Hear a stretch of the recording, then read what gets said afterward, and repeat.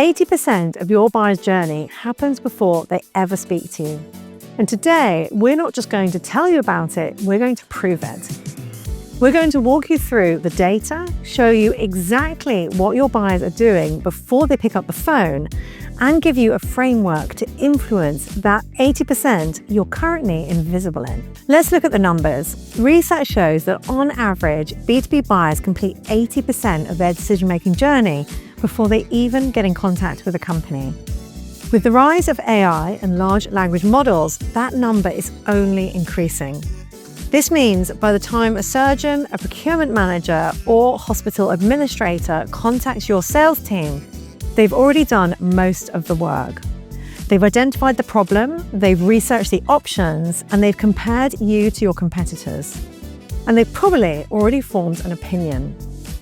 Your sales team isn't starting a conversation, they're joining one that's already 80% finished. So what does the 80% actually look like? Let's walk through it. Stage 1, they realise they have a problem. Something isn't working.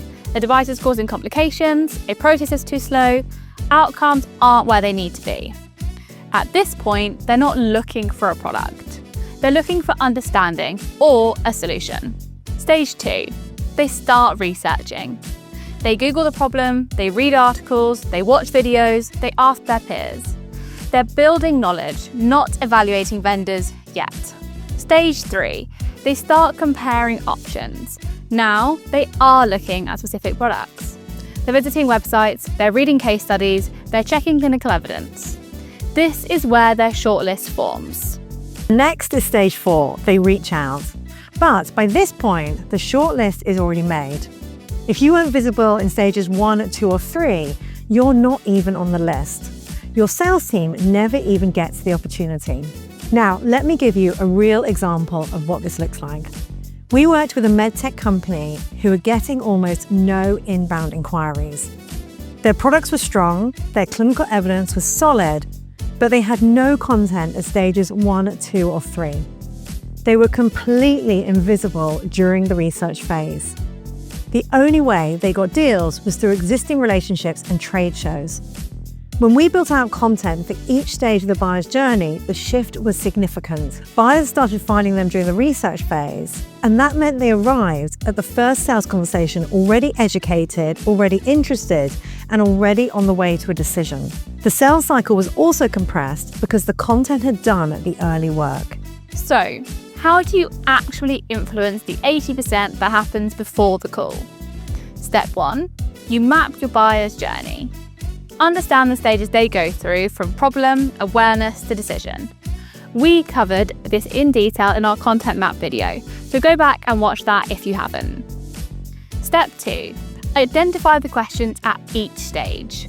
What is your buyer asking at stage 1, stage 2, and stage 3? Your sales team hear these questions every day.